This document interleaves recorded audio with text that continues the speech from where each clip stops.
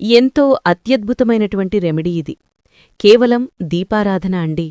ఒక 3 వత్తులతో దీపారాధన చేసుకున్నట్టయితే మరి అది ఎట్లా చెయ్యాలి అనేటువంటిది మనం వీడియో చివర్లో చెప్పడం జరుగుతుంది. వీడియోను స్కిప్ చేయకుండా చివరిదాకా కూడా చూడండి. మీరందరూ మంచి మంచి రెమెడీస్ చేసుకుని మంచి ఫలితం పొందాలి అని చెప్పి మనస్ఫూర్తిగా కూడా కోరుకుంటూ శ్రీ మైసమ్మ తల్లి జ్యోతిష్యాలయం. ప్రేమ, పెళ్లి, భార్యాభర్తల సమస్యలు, డబ్బు, కోర్టు, కుటుంబ, వ్యాపార, వ్యవసాయ సమస్యలు, నమ్మిన స్త్రీ లేదా పురుషుడు రావడానికి వశీకరణ చేయబడును. మీరు కోరుకున్న పనులు మూడో వ్యక్తికి తెలియకుండా పరిహారం చేయబడును. మీ పేరు, ఫోటో చూసి ఫోన్ ద్వారా అన్ని వివరాలు, మీ జీవితంలో జరిగేది, జరగబోయేది చెప్పబడును. గురూజీ శ్రీనివాసరావు గారు. Cell number 9515466718.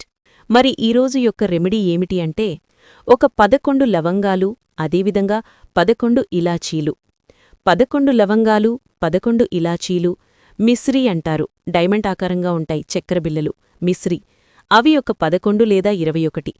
పచ్చకర్పూరం అంటే లవంగాలు, ఇలాచీలు, మిశ్రీ, అదేవిధంగా పచ్చకర్పూరం. ఈ 4ంటి మిశ్రమాన్ని చక్కగా కూడా మీరు గ్రైండర్ పట్టండి. మెత్తగా పొడి అయ్యేటువంటి విధంగా గ్రైండ్ చేయండి. ఆ గ్రైండ్ చేసినటువంటి పొడిని ఒక డబ్బాలోకి తీసుకోండి చక్కగా కూడా. ఇది ఏ రోజునాడు చెయ్యాలి, ఎప్పుడు చెయ్యాలి అనేటువంటిది నేను చెప్తాను. ఈ మిశ్రమాన్ని ఒక బాక్స్లో తీసుకుని పూజామందిరంలో పెట్టుకోండి. ఎంతో సుగంధం వచ్చేటువంటి ఈ యొక్క మిశ్రమాన్ని అటూ ఇటూ తాకకుండా చక్కగా కూడా ఒక మడి రూపకంగా పూజమందిరంలో పెట్టుకోండి. ఒక చక్కటి ప్లేటు, ఆ యొక్క ప్లేటుకు 5 దిక్కులా కూడా చక్కగా గంధము, కుంకుమతో అలంకరణ. దానిమీద వెండి దీపప్రమిద లేదా మామూలు మట్టి ప్రమిద అయినా కూడా మన శక్తి కొలది మట్టి ప్రమిద. అందులో చక్కగా కూడా ఆవు నెయ్యి లేదా మనకు నువ్వుల నూనె పోసుకొని ఒక 3 వత్తులను చక్కగా కూడా అందులో నానబెట్టుకుని 3 వత్తులను చక్కగా తూర్పు ముఖంగా వాటిని 3 వత్తులను వేసుకుని అందులో మనము ఇందాక గ్రైండ్ చేసినటువంటి ఆ యొక్క మిశ్రమం ఏదైతే ఉందో ఒక స్పూన్ తీసి ఆ యొక్క నూనె మీద వెయ్యండి.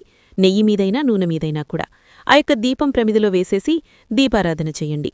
3 వత్తులు మాత్రం వేసి దీపారాధన చెయ్యండి. దీపారాధన చేసి చక్కగా కూడా దానికి ఒక 4 పుష్పాలతో అలంకరించుకోండి. చుట్టూ కూడా అలంకరింపచేసుకొని చక్కగా కూడా ఆ యొక్క దీపం ముందు కూర్చుని మీకున్నటువంటి కోరిక, ఆర్థికపరమైంది కావచ్చును, లేదా ఉద్యోగానికి సంబంధించింది కావచ్చును, లేదా వ్యాపారానికి సంబంధించింది కావచ్చును, వివాహానికి సంబంధించింది కావచ్చును, వాటెవర్ ఇట్ ఈస్, ఏదైనా కూడా మీకు ఎలాంటి కోరికైతే ఉందో ఆ యొక్క కోరికను ఆ యొక్క దీపారాధన ముందు కూర్చుని చక్కగా కూడా ఆ దీపానికి చెప్పండి.